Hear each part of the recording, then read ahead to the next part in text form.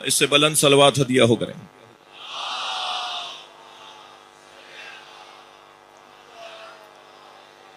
اس سے بھی بلند پڑھی جا سکتی ہے. اللہم صل علی محمد وآل محمد. سورہ مبارکہ نساء کی 65ویں آیت ہے جو میں نے آپ کے سامنے تلاوت کی، اور ارادے کا مالک اللہ ہے، وہ اگر چاہے گا تو انشاءاللہ اس عشرے میں اس آیت پر غور کیا جائے گا. آیہ کریمہ اللہ کی جانب سے اپنے حبیب سے خطاب ہے، اور وہ بھی پیار بھرا خطاب ہے، اعزازی خطاب ہے. نبی مکرم کی عظمت کا بیان ہے، نبی کے مقام اور منزلت کو اللہ بیان کر رہا ہے، اور ایسا مقام اور ایسی منزلت کے جس کا تعلق امت کے ساتھ بڑا گہرا ہے. لہذا آیت کا ترجمہ محسوس کیجئے گا. پروردگار عالم ارشاد فرما رہا ہے، فلا وربک، پس تمہارے رب کی قسم. اچھا، قسم بھی اللہ خود کھا رہا ہے اور اپنی کھا رہا ہے. آیت بڑے عجیب انداز کی ہے اور اس کے اندر پیغام بڑے حسین ہیں. فلا وربک لا یؤمنون حتی یحکموک فیما شجر بینہم، بس تمہارے رب کی قسم، وہ مومن ہی نہیں ہو سکتا جو تمہیں اپنے تنازعات میں حکم نہ مانتا ہو. صلوات ہدیہ کرتے ہیں سرکار کی ذات.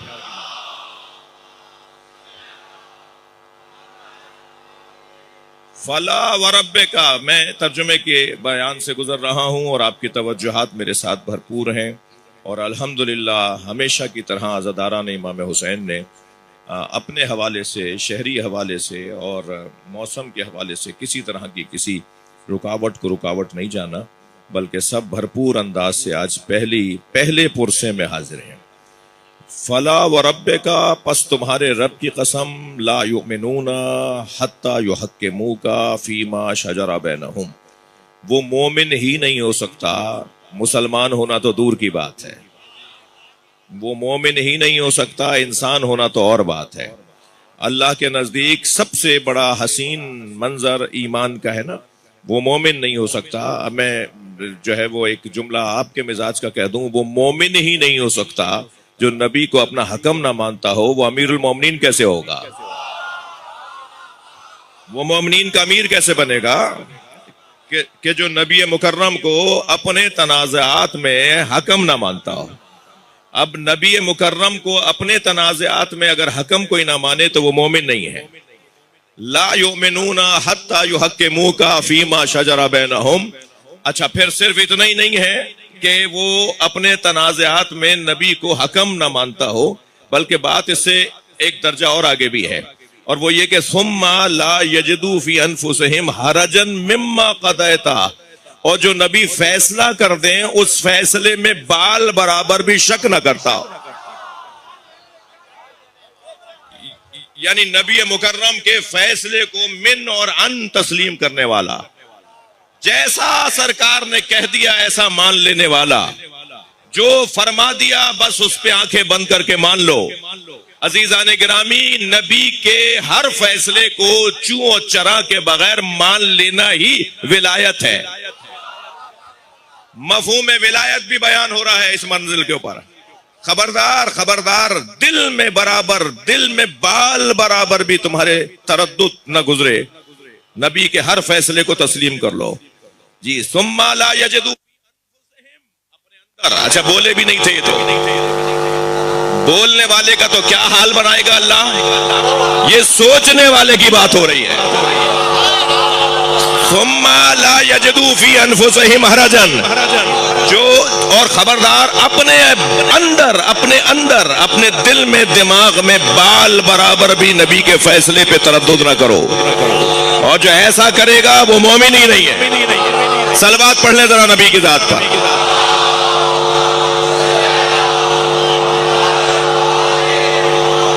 ثم لا یجدوا فی انفسہم حرجا مما قضیت.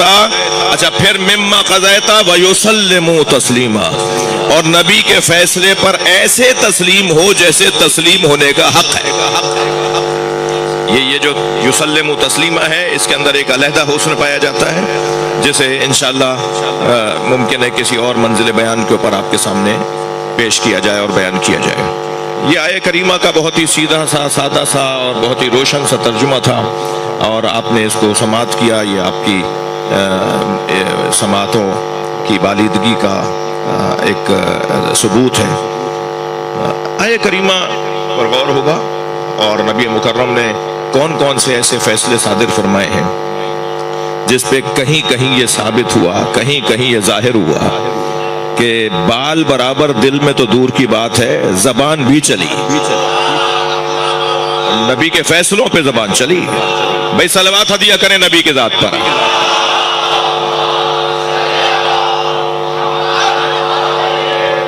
تو وہ بات ہوگی کسی اور مرحلے میں، آئندہ کی مجلسوں میں بات ہوگی۔ آج کی پہلی مجلس میرے محترم سننے والے جو خاص طور پر جو چند فیصد ایسے ہیں کہ جنہوں نے ہمیں زیادہ سنا ہوگا، وہ جانتے ہیں کہ ہم پہلی مجلس فلسفہ عزاداری پر بات کرنے کی کوشش کرتے ہیں، اور اسی بات سے، یعنی اسی آیہ کریمہ کے مفہوم سے، مفہوم آیت سے، تفسیر آیہ کریمہ سے میں آج کی اس نشست کے اندر یہی کہوں گا کہ نبی مکرم نے کچھ فیصلے کیے ہیں، اور کچھ فیصلے نبی مکرم نے کیے ہیں، اور ان فیصلوں کو تسلیم کرنا ہوگا، اور اگر نبی کے فیصلوں کے اوپر کوئی تردد کرے تو وہ مومن نہیں ہے۔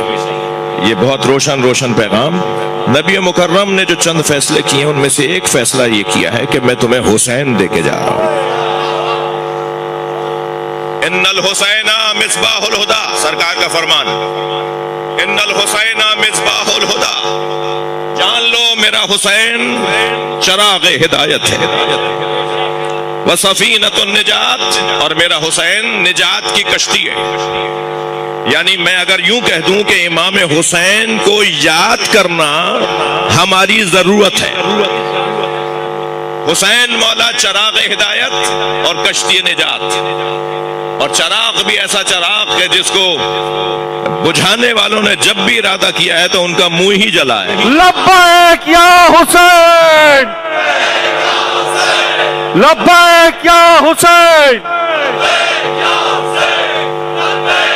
محمد آل محمد صلوات۔ آپ کی توجہات اور آپ مجلسی میں سننے کے لیے تشریف لائے نا، میں نے ایک جملہ کہہ دیا کہ جس نے بھی اس چراغ کو بجھانے کی کوشش کی، ممنون ہوں آپ کی توجہات کا۔ چراغ بجھانے کا ذرا تصور کریں کہ ہوتا کیا ہے۔ جو چراغ بجھانے والا ہوتا ہے نا، وہ اپنا منہ چراغ کے قریب لا کر ایک پھونک مارتا ہے، تو بعض اوقات وہ چراغ نہ صرف بجھتا نہیں ہے، پھڑک کر اسے جلاتا ہے۔ اچھا اگر یہ میں کہہ دوں تو شاید کوئی کہے کہ مولانا کیا نہ جانے کیا بحث لے بیٹھے، میں تو قرآن کی آیت کیوں نہ پڑھ دوں۔ اللہ نے چراغ بجھانے والوں کا حال بگاڑا ہے، اور چراغ بھی وہ جو اللہ کا چراغ ہے۔ اب آیت سنا دیتا ہوں آپ کو، یریدون لیطفئوا نور اللہ بافواہہم واللہ متم نورہ ولو کرہ المشرکون۔ کچھ لوگوں کا ارادہ ہے کہ اللہ کے چراغ کو اپنی پھونکوں سے بجھائیں، اور اللہ تو اپنے چراغ کو ایسے ہی روشن رکھے گا چاہے مشرکوں کو یہ برا لگتا ہو۔ توجہ کر لیا آپ نے؟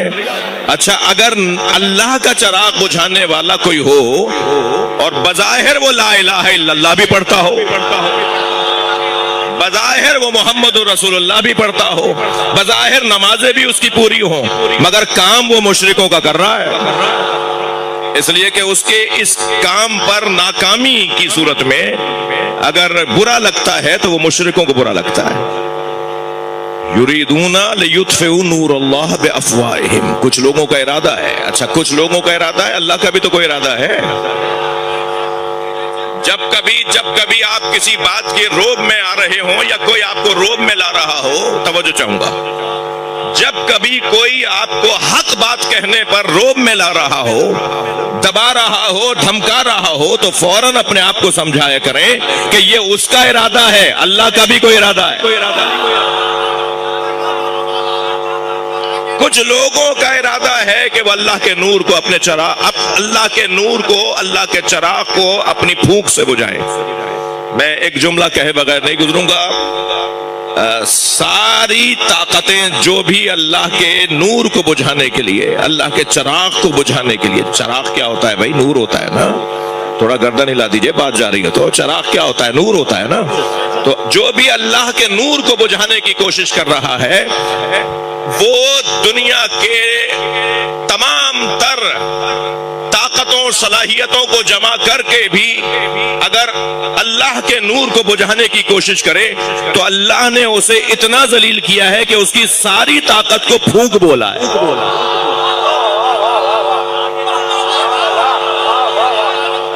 پھونک، اس سے زیادہ اور تبرہ کسے کہتے ہیں؟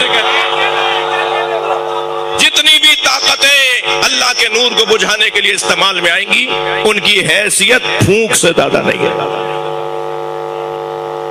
ہوا سے زیادہ نہیں ہے، پھونک سے زیادہ نہیں ہے، وہ بھی بدبودار۔ صلوات پڑھ لیں ذرا محمد و آل محمد۔ اس سے بلند صلوات نبی کی ذات پہ دیا کرو۔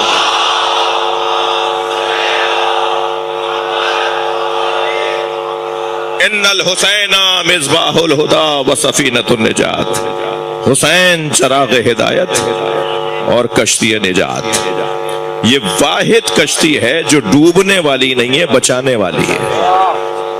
جی، من رکبہا، نبی فرما رہے ہیں جو اس پہ سوار ہوا فنجا، وہ نجات پا گیا۔ ومن تخلف عنہا، اور جس نے اس کی مخالفت کی اور اس سے روگردانی کی، جس نے اس سے منہ موڑا فہلکا، وہ برباد ہو گیا، ہلاک ہو گیا۔ یعنی اگر کشتی نجات میں سوار ہوں گے تو نجات پائیں گے، اور کشتی نجات سے منہ موڑیں گے تو ہلاک ہو جائیں گے۔ حسین مولا کو اللہ نے چراغ ہدایت، کشتی نجات قرار دیا ہے۔ جی، میں ابھی منزل بیان مصائب میں نہیں ہوں، لیکن حسین سے جڑنے والوں کا کیا مقام ہے اور حسین سے کٹنے والوں کی کیا حیثیت ہے۔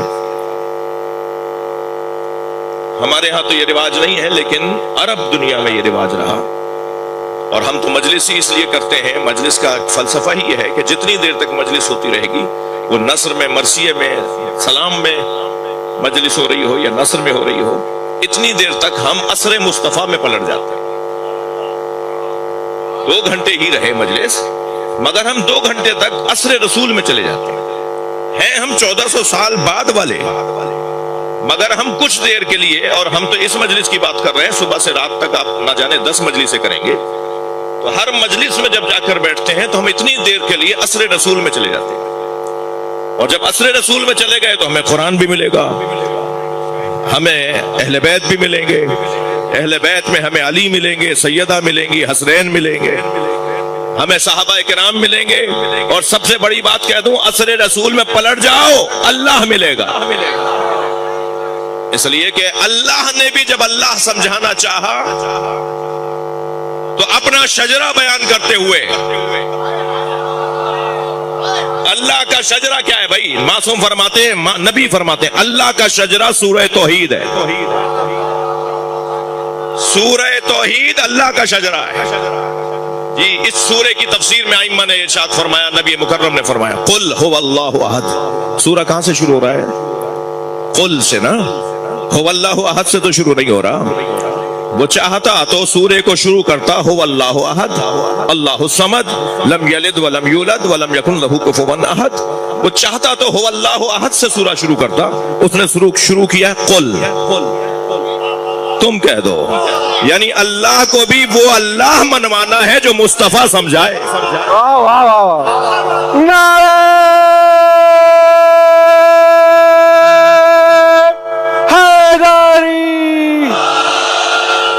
عظمت مصطفیٰ پر بلند تر صلوات۔ اللہم صل علی۔ تو اتنی دیر کے لیے ہم عصر رسول میں پلٹ آتے ہیں۔ یہ بات میں اس ممبر سے کر چکا ہوں، ایک جگہ تکراری ہے مگر مفید ہے۔ جب پاکستان بننے کو تیار ہوا اور لگا کہ بس اب تحریک کامیاب ہوگی اور پاکستان کی سرزمین مسلمانوں کو مل جائے گی، تو کچھ لوگوں کو خیال آیا کہ قائد اعظم شاید شیعہ ہیں، تو قائد اعظم کے پاس پہنچ گئے ایک وقت کی صورت میں کہ آپ شیعہ ہیں. تو قائد اعظم نے فوراً بے ساختہ فرمایا میں عصر رسول کا مسلمان ہوں. تم پلٹو تو صحیح وہاں کیا ملتا ہے ہم بتائیں گے. صلوات پڑھیں ذرا محمد و آل محمد.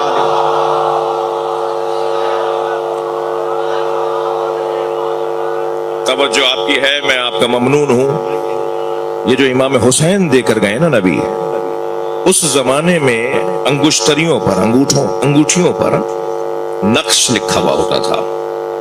ہر امام معصوم, ہر نبی, ہر رسول کی انگوٹھی کے اوپر کوئی نہ کوئی نقش لکھا ہوا ہوتا تھا, کوئی نہ کوئی تحریر ہوتی تھی, کوئی نہ کوئی عبارت لکھی ہوئی ہوتی تھی.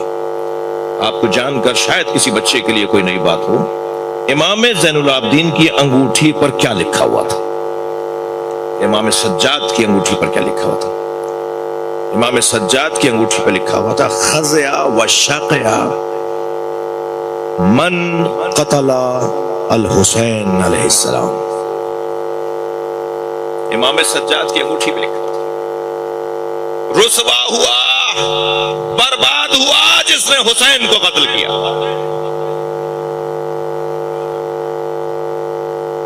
عجیب داستان ہے یہ کربلا کی داستان. واحد واقعہ ہے تاریخ بشریت کا جو رونما ہونے سے پہلے بھی منایا جاتا تھا, جو رونما ہونے کے بعد بھی منایا جائے گا.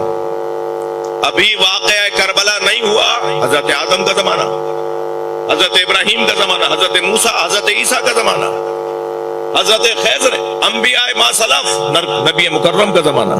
ابھی حسین مولا دنیا میں نہیں آئے, مگر ہر نبی کو حسین بتایا گیا ہے, ہر نبی کو کربلا دکھائی گئی ہے. میں یہ بار بار بات کرتا ہوں, مجھے نہیں کرنی چاہیے, ضرورت نہیں ہے, آپ تک میری بات پہنچی بھی ہے کہ اس ممبر سے کوئی ایسی بات نہیں ہوگی جو سنی شیعہ کے ہاں مشترک نہ ہو. اس لیے کہ مجلس ہے بھائی, میں یہ بات کر چکا ہوں, کہتا رہتا ہوں, یہ مجلس ہے, اس میں ہر عقیدت مند کو آنے کی اجازت ہے. تو یہ بحث ہی نہیں ہے کہ شیعہ آئے گا اور سنی نہیں آئے گا, اور سنی آئے گا اور شیعہ نہیں آئے گا. جس کے دل میں بال برابر بھی حسین کا پیار ہے. بڑے لوگ تو بڑے لوگ ہوتے ہیں, میں تو بات کہہ رہا ہوں ایک ذرہ برابر بھی امام حسین سے الفت ہے, وہ اس مجلس میں آئے گا. ہمارے عزیز دروازوں پر کسی کو کھڑا تو نہیں کر رہے کہ چیک کرو کہ آنے والا کون ہے. جی شاعر کہتا ہے در حسین پہ ملتے ہیں ہر مزاج کے لوگ, یہ دوستی کا وسیلہ ہے دشمنی کا نہیں. یہاں یہ جو میں اب آپ کو ایک سیدہ اپنی مناجات میں جب اللہ سے بات کرتی تھی, سیدہ اپنی مناجات میں ایک دعا یہ فرماتی تھی, اللہم, اللہ اکبر, اجعل شفاعتی ممن بکا علی ولدی الحسین. یا اللہ مجھ فاطمہ کی شفاعت حسین پر رونے والوں تک پہنچا.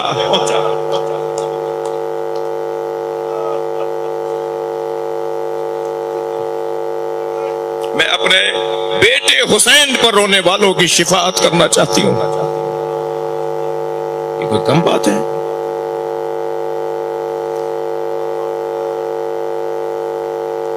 مدینہ منورہ میں ایک مسافر ہے جو آواز لگاتا ہوا گزر رہا ہے, انا الغریب فرحمونی, میں غریب ہوں مجھ پر رحم کرو.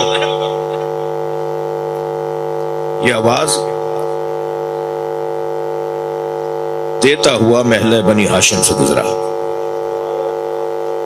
امام سجاد گھر سے باہر آئے, آواز کیا دے رہا ہے؟ انا الغریب فرحمونی, میں غریب ہوں مجھ پہ رحم کرو. امام قریب آئے, امام نے فرمایا بھائی اتنا بتاؤ, تم اگر اس مدینے میں مر جاؤ اور اس شہر کے لوگ تمہیں غسل و کفن نہ دیں تو اس کے لیے تیار ہو؟ کہنے لگا میں یقین نہیں کر سکتا, یہ مسلمانوں کا شہر ہے,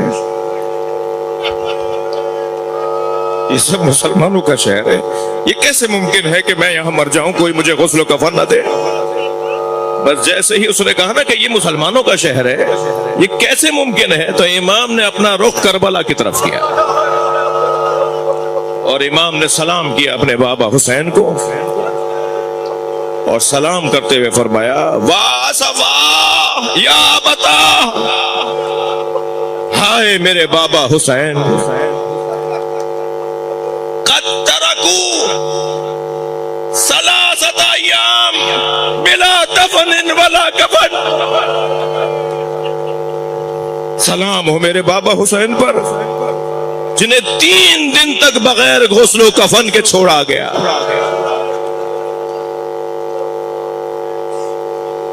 اجرکم اللہ، اجرکم اللہ۔ یہ مجلس اسی انداز کی مجلس ہے، اللہ آپ کو اس کا اجر و ثواب عطا فرمائے۔ مگر عزیزو، میں چاہوں گا کہ آپ کی توجہات فلسفہ اعضاء کی طرف بھی متوجہ کروں۔ دیکھیے، ایک لفظ استعمال ہوتا ہے ہلاکت، ایک لفظ استعمال ہوتا ہے مشقت، ایک لفظ استعمال ہوتا ہے شہادت۔ شہادت اور ہلاکت میں کیا فرق ہے؟ اور مشقت کسے کہتے ہیں؟ یہ آج سے جو کام آپ شروع کرنے جا رہے ہیں، اس کام میں کچھ ایسے منظر بھی بنتے ہیں، خاص طور پر 6 محرم کے بعد اور 5 محرم کے بعد، کہ جب لوگوں کو ان منظروں کو دیکھنے کے بعد ایک سوال اٹھتا ہے، ایک سوچ آتی ہے کہ یہ اپنے آپ کو، اپنے ہاتھ سے اپنے آپ کو مار رہے ہیں۔ اور قرآن تو یہ کہتا ہے لا تلقوا بأیدیکم الی التہلکہ، قرآن تو یہ کہہ رہا ہے اپنے ہاتھ سے اپنے آپ کو ہلاکت میں نہ ڈالو۔ تو قرآن اور اللہ کا پیغام تو یہ ہے کہ اپنے آپ کو ہلاکت میں نہ ڈالو اور اپنے آپ کو ہی یہ نقصان نہ پہنچاؤ۔ تو یہ تو ابھی 10 دن کے لیے ایک منظر بننے جا رہا ہے۔ کم سے کم بہت سارے لوگ، میں جانتا ہوں، آپ جانتے ہیں، بہت سارے لوگ اس فرض پر ان کا بیٹھنا ہی اپنے آپ کو تکلیف دینا ہے۔ وہ عادی نہیں ہے، وہ سال بھر ایسے نہیں بیٹھتے، وہ اس مزاج کے نہیں ہیں، مگر جیسے ہی مجلس کا منظر نظر آیا، فرش نظر آیا، جوتیاں اتار کر آئیں گے، فرش پر بھی غور نہیں کریں گے کہ کیسا ہے، کنکر بھی چپ سکتا ہے، پتھر بھی لگ سکتا ہے، جی ممکن ہے ہوا اور موسم بھی مساعد نہ ہو، اپنے آپ کو زحمت دے رہے ہیں، پھر ماتم ہوگا، پھر آنکھوں میں آنسو آئیں گے۔ ماتم کی مختلف قسمیں ہیں، ہر علاقے کے چاہنے والے اپنے انداز سے عزاداری کر رہے ہوتے ہیں، تو پھر یہ آیت پڑھ کر بعض اوقات سنائی جاتی ہے کہ اپنے آپ کو ہلاکت میں ڈالنے سے اللہ نے روکا ہے۔ تو یہاں کیا لفظ ہے؟ لا تلقوا بأیدیکم الی التہلکہ، ہلاکت۔ ہلاکت اور شہادت کا فرق بہت دیر بھی لگ سکتی ہے اسے سمجھانے اور بتانے میں اور بات کو منتقل کرنے میں، مگر میں ساری بحثوں کو، جو کہہ لیجئے کہ کتابی اور فلسفی بحثیں ہیں کہ ہلاکت کا کیا مطلب ہے، اس کا لغوی مطلب کیا ہے، اس کو کہاں کہاں قرآن نے استعمال کیا ہے، اور شہادت کا کیا مطلب ہے، ان ساری گفتگو کو اگر میں 2 جملوں میں خلاصہ کرنا چاہوں تو ہلاکت اور شہادت کے درمیان جو چیز فرق لاتی ہے وہ ہے ہدف اور نیت۔ ہدف طے کرواتا ہے کہ یہ اس ہدف کی خاطر جانے والا شہید ہوا یا اس ہدف پہ قربان ہونے والا ہلاک ہوا۔ وہ کون سی چیز ہے کہ جو شہادت تک پہنچائے گی، یا لفظوں کو بہتر کہوں، وہ کون سا ہدف ہے جو شہید کہلائے گا، اور وہ کون سا ہدف ہے جو ہلاکت کا شکار کرے گا اور برباد ہونے والا اور ہلاک ہونے والا شمار کرے گا۔ جب تک انسان اپنے سے پست پر قربان ہوتا رہے گا، توجہ، جب تک انسان اپنے سے پست پر قربان ہوتا رہے گا، ہر قربانی ہلاکت۔ بھائی انسان سے پست وجود کیا ہے؟ پتھر، پودے، حیوان۔ ان چیزوں پر جب تک انسان اپنے آپ کو قربان کرتا رہے گا، مرنے پر ہلاکت۔ پتھر اور انسان، پودا، نباتات، حیوانات جیسے جیسے یہ منظر کہیں نظر آئے، جہاں جہاں یہ منظر نظر آئے، یہ ہلاکت کا منظر ہے. اس لیے کہ خلقت الخلق لاجلک، اے انسان میں نے ساری مخلوق، اچھا نباتات، جمادات، نباتات، حیوانات، ان کو اللہ نے ایک لفظ میں بھی کہا ہے، یہ سب مخلوق ہے نا. تو اللہ کہہ رہا ہے خلقت الخلق لاجلک، اے انسان میں نے ساری مخلوق تیرے لیے بنائی ہے. جب یہ ساری مخلوق اللہ نے انسان کے لیے بنائی ہے تو اب جو انسان کے لیے بنا ہے وہ انسان سے پست ہے نا. اچھا یہ فلسفہ بھی اہل علم نے بیان کیا ہے کہ ہر وہ وجود جو اپنے سے بالا تر پر خود کو قربان کر دے وہ اس وجود کی شہادت ہے. مثلاً جمادات اگر نباتات پہ قربان ہو جائیں تو یہ جمادات کی قربانی ہے. زمین، پتھر، اس میں سے پودا نکلا، اس نے اپنے آپ کو فنا کر دیا، تو اس پودے پہ قربان ہونے کی وجہ سے یہ اس کی شہادت ہے. پودے حیوانوں پہ قربان، جی نباتات حیوانات پہ قربان، یہ نباتات کی شہادت ہے. اور حیوانات انسانوں پہ قربان، یہ حیوانات کی شہادت ہے. اب یہ انسان کس پہ قربان ہو؟ خلقت الخلق لاجلک، اے انسان ساری مخلوق میں نے تیرے لیے بنائی ہے. وہ خلقتک لاجلی، مگر تجھے اپنے لیے بنایا. بس ہر وہ وجود جو اپنے سے بالا تر پہ قربان ہو رہا ہو وہ شہید ہے، جو اپنے سے پس پر قربان ہو رہا ہو وہ ہلاک ہے. تو اب انسان، عزاداران امام حسین، انسان، حتیٰ وہ مخلوقات جو انسان سے پستر ہیں وہ بھی امام حسین کے نام پر قربان ہو رہی ہیں. کتنی مخلوقات ہیں جو اس وقت انسانوں کی خدمت میں، کیوں؟ اس لیے کہ انسان حسین کی خدمت میں. توجہ ہے؟ یہ ساری مخلوقات قربان ہو رہی ہیں انسان پر. اب انسان کس پہ قربان ہو؟ انسان جس پہ قربان ہوگا یہ اس کی بالاتر اگر وجود پہ قربان ہو رہا تو اس کی شہادت ہے. ہلاکت اور شہادت کا ایک موٹا سا فرق. مشقت کسے کہتے ہیں؟ مشقت کا عنوان بھی نیت کے ساتھ جڑا ہوا ہے. اگر نیت پاک ہے، نیت اچھی ہے تو یہ مشقت اٹھاتے ہوئے مر گیا تو شہید. اگر مقصد بلند نہیں تھا اور مشقت اٹھاتے ہوئے، اس وقت آپ مشقت اٹھا رہے ہیں، اس وقت میں مشقت اٹھا رہا ہوں جی، ہمارے اوپر یہ ہم ایک امتحان دے رہے ہیں، ایک آزمائش سے گزر رہے ہیں، ٹھیک ہے، اور مسلسل. بس اگر نیت جو ہے، مقصد جو ہے، مشقت کرنے والے کا مقصد بہت عظیم ہے اور اس مقصد کی خاطر وہ قربان ہو جائے تو یہ مشقت سے شہادت تک پہنچے گا. تھوڑی توجہ بڑھائیے گا عزیزان گرامی.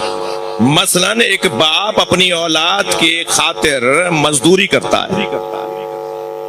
مثلاً ایک باپ اپنی اولاد کو رزق پہنچانے کے لیے، غذا پہنچانے کے لیے، تعلیم اچھی دلوانے کے لیے محنت کرتا ہے، مشقت اٹھاتا ہے. اس رستے میں مرے گا تو شہید. میں اور زیادہ واضح اور روشن اور زیادہ اہم مثال دے دوں. اگر کوئی طالب علم حاصل کرتے ہوئے مرا تو وہ شہید. یہ ساری بحثوں کو میں ایک آیہ کریمہ کے ذریعے سے آپ کے سامنے رکھنا چاہوں گا. وَمَن يَخْرُجْ مِن بَيْتِهِ مُهَاجِرًا إِلَى اللَّهِ وَرَسُولِهِ فَقَدْ وَقَعَ أَجْرُهُ عَلَى اللَّهِ. جس شخص نے اللہ اور اللہ کے رسول کی طرف ہجرت کی ہو، مَن يَخْرُجْ من بیتہی مہاجرن الی اللہ ورسولہ ثم یدرکہ الموت. اگر کوئی اللہ اور اللہ کے رسول کی طرف ہجرت کر رہا ہو اور اس مشقت میں اسے موت آ جائے، فقد وقع اجرہ علی اللہ، تو اس کا اجر اللہ کے اوپر ہے. بھائی آپ سے زیادہ کون جانتا ہے کہ اللہ اجر کیسے دیتا ہے؟ لا تحسبن الذين قتلوا في سبيل الله امواتا بل احياء عند ربهم يرزقون. اور جو اللہ کی راہ میں مر جائیں انہیں مردہ نہ کہنا، وہ زندہ ہیں، اللہ سے رزق پاتے ہیں. تو پہلے تو یہ مفاہیم روشن ہو میرے ان معترضین پر، مستشرقین کے اوپر، کہ جو یہ اعتراض اٹھاتے ہیں کہ اپنے آپ کو ہلاکت میں کیوں ڈال رہے ہو. हुजूर मैं अभी पिछले कुछ अरसे पहले एक मेडिकल कॉलेज में किसी मुनासिबत से खिताब की तौफीक पा रहा था, तो तय ये हुआ था कि खिताब के बाद सवालात का दौरानिया भी होगा। तो सवालात करते हुए, आपको मालूम है जब मेडिकल कॉलेज में खिताब हो रहा होगा तो डॉक्टर ही सामने होंगे ना, तो डॉक्टर्स मुख्तलिफ सालों के डॉक्टर, यानी मुख्तलिफ मरहलों से गुजरने वाली उनकी तालीम। तो एक सर्जन ने खड़े होकर मुझसे सवाल किया कि आप हजरात मातम क्यों करते हैं, आप हजरात मातम क्यों करते हैं? और बाज तो मातम आपके ऐसे होते हैं कि जो मातम हमें देखकर बहुत ही अजीब लगता है, तो ये अपने आप को हलाकत में डालना नहीं है। मैंने कहा आप अच्छी तरह बोलिए, खूब सजा के एतराज कीजिए। तो उन्होंने कहा ठीक है, आपने मौका दिया है तो देखिए ये हमारी चीज नहीं है। उन्होंने सवाल में इजाफा किया, ये हमारी चीज नहीं है, ये अल्लाह की दी हुई अमानत है। अल्लाह की चीज में तो कोई दखालत ही नहीं दे सकता। ये अल्लाह की, भाई हालत एहराम में बाल तोड़ कर दिखाइए, एक बकरा पड़ जाएगा। सही कह रहा था वो, सही कह रहा था। हालत एहराम में कभी कभी अल्लाह ये मंजर हमें एहसास दिलाने के लिए नाखून काट के दिखाइए, हालत एहराम में बाल तोड़ कर दिखाइए, अपने ही बाल, किसी और के नहीं तोड़ दीजिएगा। अपने ही बाल अगर तोड़ देगा कोई हालत एहराम में तो उस पे भी एक कफारा है, उसको भी कुछ ना कुछ देना है अल्लाह की बारगाह में। तब अगर ऐसी कैफियत हो तो यानी बदन तो आपका है नहीं, जब आपका बदन नहीं है अल्लाह का, अल्लाह की अता करता है, अल्लाह की अता करती नेमत है, तो आप उसमें दखलत कर। ये आप क्या कर रहे होते हैं? सीना नीला कर लेते हैं, बदन लहूलहान कर लेते हैं, या आप अपने सर और सीने के ऊपर हाथ मार रहे होते हैं, आप सुर्ख कर लेते हैं अपने सीने को, ये क्या कर रहे हैं? ये तो अल्लाह की चीज में दखलत देना जायज ही नहीं है। मैंने कहा आप मेडिकल में, मैंने पूछा तो उसने बताया कि मैं सज्जन हूं। मैंने कहा मुझे अपने बदन को नीला करने की इजाजत नहीं है, आप दूसरों के बदनों को काट डालते हैं, सीना चाक कर देते हैं, बाकायदा उनमें से चीजें निकाल कर दोबारा सोने लगाते हैं, इतना खून भी बहा देते हैं, इतनी हड्डियां भी काट देते हैं।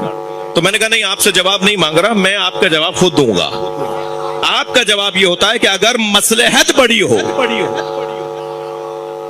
अगर मसलहत अजीम हो, अगर मकसद बुलंद हो, तो हम उसके बदन को भी काट डालते हैं। मैंने कहा अगर बड़े मकसद की खातिर दूसरे का बदन काटा जा सकता है तो बड़े मकसद तक पहुंचाने के लिए अपने आप को तकलीफ देना कैसे? लब्बैक या हुसैन,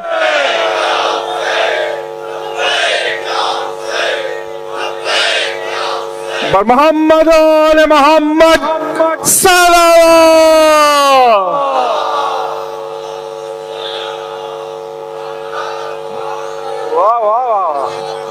मकसद बुलंद है ना भाई, मकसद अगर बुलंद हो, मकसद अगर रोशन हो, अगर मकसद आला हो, अरफा हो, तो उस पे कुर्बान होना ये शहादत है। अलबत्ता ये याद रहे कि तमाम आइम्मा अहले बैत की तालीमात की रोशनी में इस तरह का अपने बदन को, इस हद तक अपने बदन को कि जिस पर मुझे यकीन हो कि मेरी मौत वाक़ई हो जाएगी, वो इजाजत नहीं है। लेकिन जो हम करते हैं, मैं तो उसकी बात कर रहा हूं, जो हम करते हैं उसकी बात कर रहा हूं। एक सलवात और पढ़ लें, मोहम्मद व आलि मोहम्मद।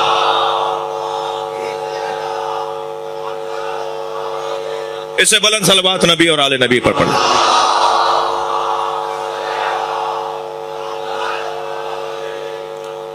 अजीजों, बहुत रोशन है, परवरदिगार आलम ने हमें इस अज़ादारी का हुक्म दिया है। पढ़ दूं कोई आयत? अल्लाह ने हमें अज़ादारी इमाम हुसैन का हुक्म दिया है। हमारा कोई अमल कुरान और अहले बैत, कुरान और नबी के फरमान से हट कर नहीं है। परवरदिगार आलम कुरान मजीद में इरशाद फरमाता है, अल्लाहु अकबर, सूरह मुबारक निसा आयत नंबर 48, ला युहिब्बुल्लाहुल जहरा बिस्सू मिनल कौल इल्ला मन ज़ुलिम। अल्लाह को ऊंची आवाज में, अभी क्या हो रहा है, ऊंची आवाज में बात हो रही है नहीं हो रही? अभी मरसिया कैसे हुआ? ऊंची आवाज में हुआ। आप रोडों पे चौकों पर नौहा पढ़ेंगे, मातम करेंगे, ऊंची आवाज में काम है या नहीं? कुरान क्या कह रहा है? सूरह निसा क्या कह रही है? ला युहिब्बुल्लाहुल जहरा बिस्सू मिनल कौल, किसी को कोई नागवार बात, किसी को कोई नागवार बात जो आपकी जानिब से उठाई जा रही हो। मैं आयत को तर्जुमे को और बेहतर करता हूं, ला युहिब्बुल्लाहुल जहरा बिस्सू, अल्लाह को पसंद नहीं है, अल्लाह को पसंद नहीं है ऊंची आवाज में बात करना, जो किसी को नागवार गुजरे, اگر آیت یہاں رک گئی ہوتی تو شاید کسی کی مراد پوری ہوتی. توجہ بڑھائیے اپنی. مگر آیت نے آگے بڑھ کر آپ کی مراد پوری کی ہے. لا يحب اللہ الجہر بالسوء من القول. اللہ کو اونچی آواز میں کوئی ایسی بات جو کسی کو ناگوار گزرے، لا يحب اللہ کو پسند نہیں ہے. الا من ظلم، مگر جس پہ ظلم ہوا ہے وہ اونچی آواز میں بات کرے، چاہے کسی کو ناگوار گزرے، اللہ کو اچھی لگتی ہے. لبیک یا حسین.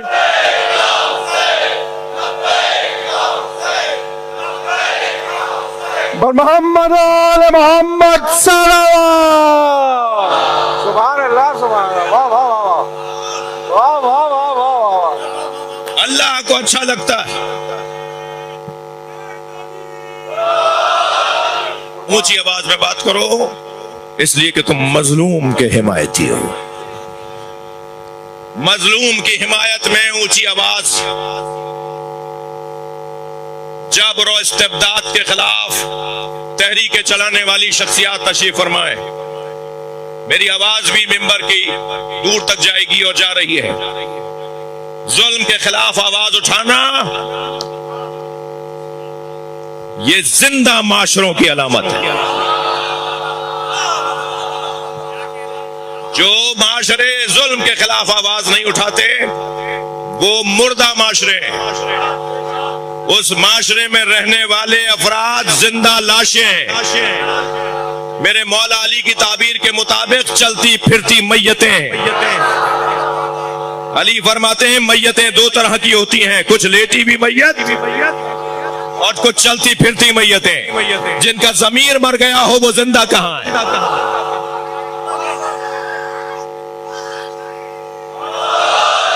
ضمیر کی زندگی اور ضمیر اور فطرت کی بالیدگی اور فطرت کی سالمیت ہر دور میں، ہر زمانے میں، ہر علاقے میں اس علاقے اس زمانے کی ضرورت ہے.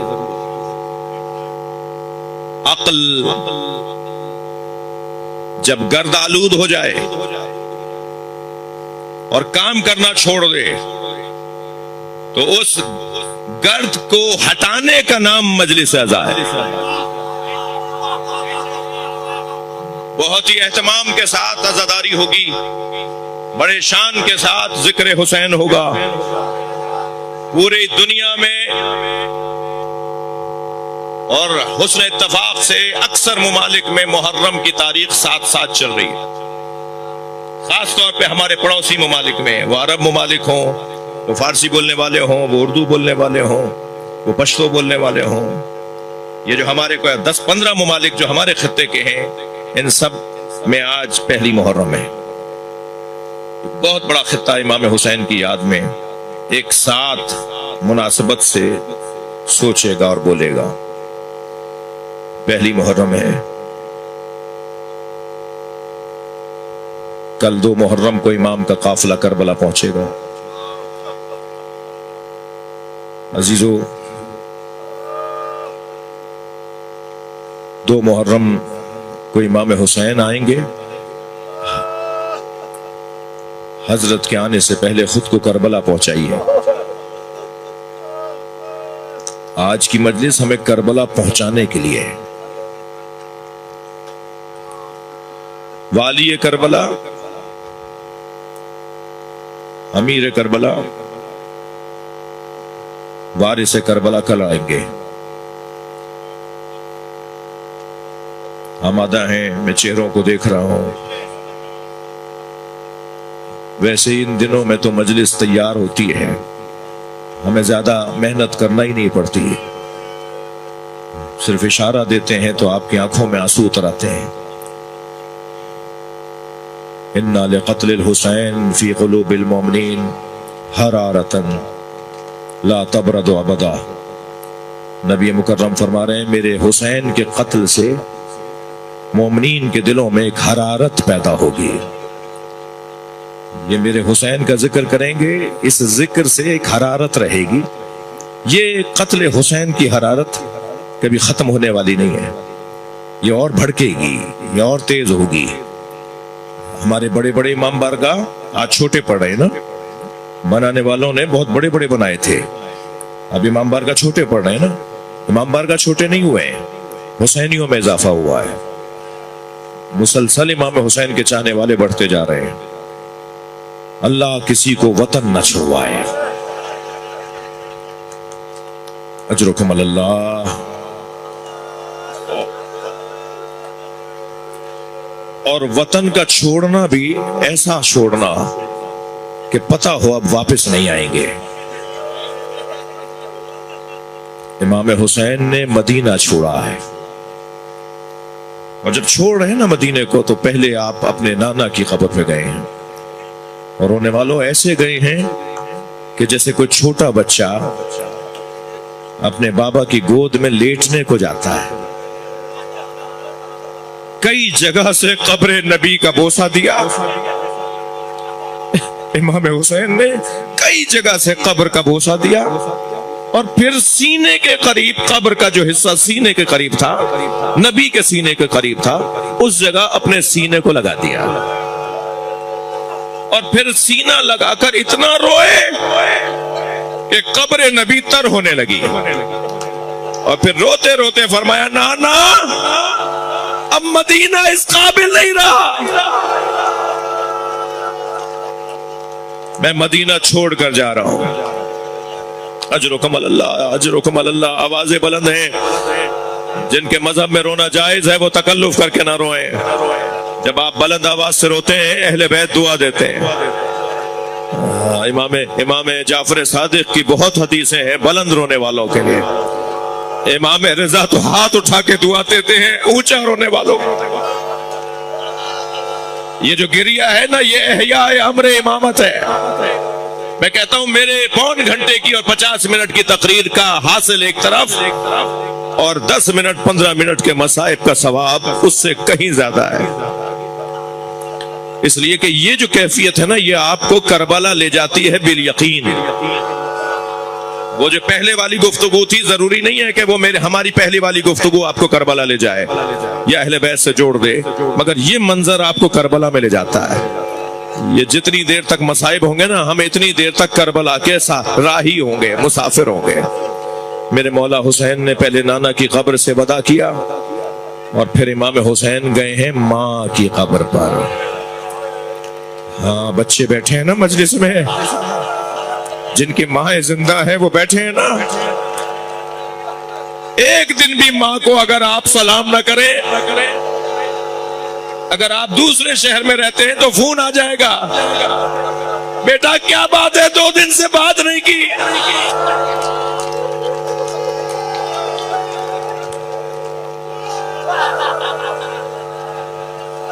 इमाम फिर कब्र फातिमा जहरा पे गए हैं, बीबी जहरा की कब्र पे गए हैं। मगर सुनेंगे, मैंने इत्तफाक से ये मसाइब आज ही पढ़ते हुए, मैं अपनी सवारी में पढ़ते हुए आ रहा था, कई दफा खुद आंखों में आंसू आए। जैसे ही माँ की कब्र देखी तो ऐसे चले जैसे घुटनियों बच्चा चल।